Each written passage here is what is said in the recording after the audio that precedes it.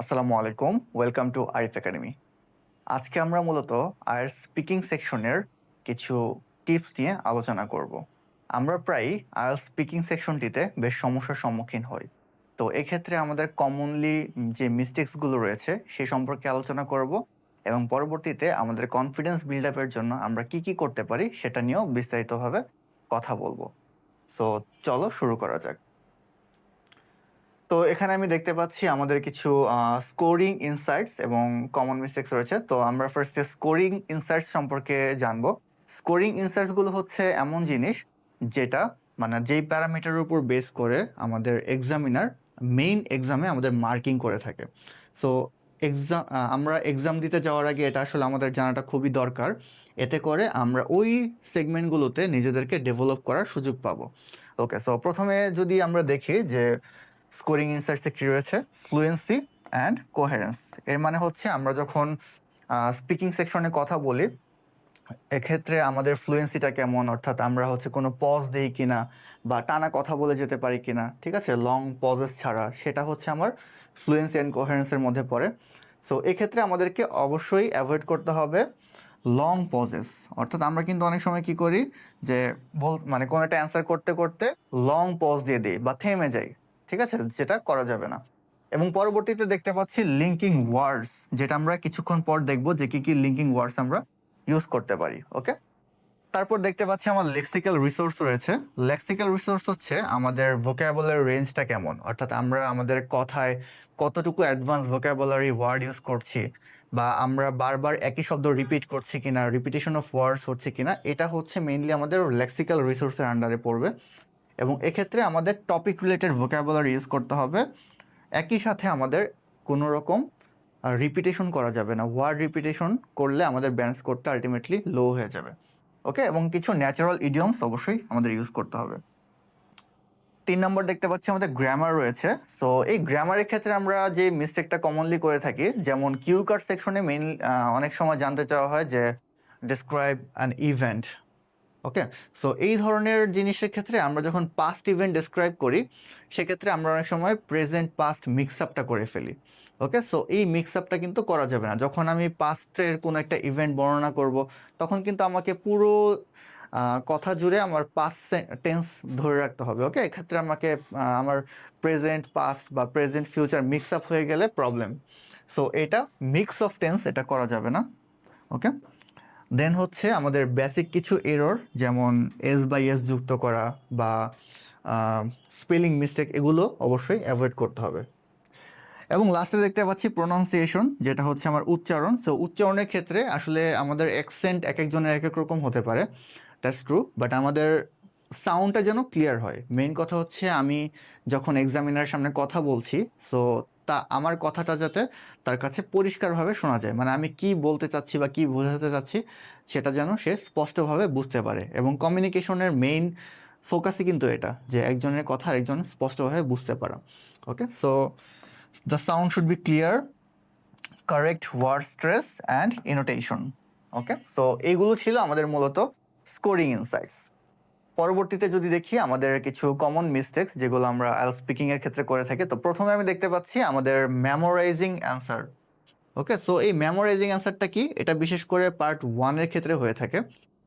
এইটার ক্ষেত্রে আমরা অনেকেই মানে আমরা ক্যান্ডিডেট যারা আছি অনেকেই কিন্তু আগে থেকে জানি যে আমাকে এটা প্রশ্ন করা হয়, like basic introduction and interview type, what tell me about yourself, tell me about your hobby, tell me about your daily activities, aim in life. So এই ধরনের অ্যান্সারগুলো আমরা অনেক সময় আগে থেকে রেডি করে যাই বা মুখস্থ করে যাই অনেকটা।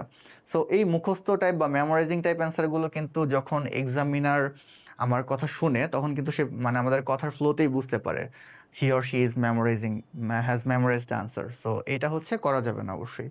ওকে, আমরা ধারণা নিতে পারি আগে থেকে, বাট এমন যাতে না হয় যে আমার টোনটা ন্যাচারাল লাগছে না। Okay, secondly giving very short replies, আমরা অনেক সময় yes, no, not, okay, so এই ধরনের জিনিস দিয়ে আমরা শর্টলি রিপ্লাই করে থাকি, যেটা করা যাবে না।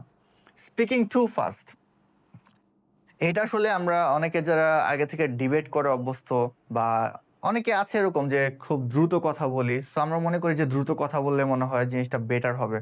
বাট না, আমাদের হচ্ছে একটা নর্মাল পেস বা নর্মাল স্পিডে কথা বলতে হবে, খুব স্লো না আবার খুব ফাস্টও না। Okay, repeating the question words too much, অর্থাৎ আমার এক্সামিনার আমাকে প্রশ্ন করার সময় যে ওয়ার্ডগুলো ইউজ করে প্রশ্ন করছে বা ফ্রেজগুলো ইউজ করে প্রশ্ন করছে, সেই ফ্রেজগুলো যদি আমি আবার অ্যান্সারের মধ্যে নিয়ে আসি তাহলে কিন্তু সেটা রিপিটেশন হয়ে গেল। ওকে, সো এই রিপিটিং দ্য কোশ্চেন ওয়ার্ডস এটা আমাকে অবশ্যই অ্যাভয়েড করতে হবে। ওকে, আচ্ছা, সো এগুলো ছিল আমার মূলত কমন মিস্টেক্স। তো এখানে আমি আবার দেখতে পাচ্ছি কিছু লিঙ্কিং ওয়ার্ড রয়েছে যখন আমি আমার মতামত বলবো যে in my opinion. Okay, so আমি কিন্তু এই যে একটু আগেও বলেছিলাম লিঙ্কিং ওয়ার্ড, এটা আমার ফ্লুয়েন্সি অ্যান্ড কোহেরেন্স পার্টে ছিল লিঙ্কিং ওয়ার্ড দেয়া। ওকে, এবং এটা কিন্তু আমার শুধুমাত্র স্পিকিং না, এটা আমার রাইটিং এর ক্ষেত্রেও কাজে লাগবে। সো যখন আমি ওপিনিয়ন দিব তখন আমরা ম্যাক্সিমাম কিন্তু আই থিঙ্ক, তারপর হচ্ছে ইন মাই ওপিনিয়ন, এই দুটা বেশি মানে কমনলি ইউজ করে থাকি। সো এক্ষেত্রে কিন্তু আমি চাইলে এটার অল্টারনেটিভ কিছু ওয়ার্ড বা ফ্রেজও কিন্তু ইউজ করতে পারি। যেমন একটা রয়েছে from my point of view. Okay, তারপর এখানে দেখতে পাচ্ছি I would say that, to me, as far as I am concern. So এই ওয়ার্ডগুলো কিন্তু আমি চাইলে যখন আমি কোনো কিছু নিয়ে মতামত দিব আমার, তখন ইউজ করতে পারি। সেকেন্ডলি দেখতে পাচ্ছি কিছু ইনফরমেশন অ্যাড করার জন্য এখানে ওয়ার্ড রয়েছে। সো ইনফরমেশন বলতে যখন আমি সাপোজ কোনো একটা কিছু নিয়ে রিজন দিলাম বা এক্সাম্পল দিলাম, তারপর যদি আরও কিছু ইনফরমেশন অ্যাড করতে চাই সেই টপিকে বা সেই সাবজেক্টে, সেক্ষেত্রে আমি চাইলে এই ওয়ার্ডগুলো ইউজ করতে পারি। সো এক্ষেত্রে আমরা সবচেয়ে বেশি ইউজ করি যেটা, সেটা হচ্ছে অলসো। সো সব জায়গাতে যদি আমি অলসো অলসো অলসো এটা ইউজ করি, সো সেক্ষেত্রে কি আমি কিন্তু একটু আগেই বলেছিলাম যে আমাদের ওয়ার্ড রিপিটেশন করা যাবে না। ওকে, সো সেক্ষেত্রে আমার অল্টারনেটিভগুলো জানা থাকলে আমরা চাইলে এই অল্টারনেটিভগুলো ইউজ করতে পারি। যেমন কি কি আছে, what's more, okay, besides, in addition, another point is, as well as that. So এইগুলো কিন্তু আমার হচ্ছে কিছু ওয়ার্ড বা ফ্রেজ যেগুলো আমরা চাইলে অলসো, অর্থাৎ কোনো কিছু সম্পর্কে আরও ইনফরমেশন যুক্ত করার ক্ষেত্রে আমরা চাইলে ইউজ করতে পারি। Okay, so those are actually linking words.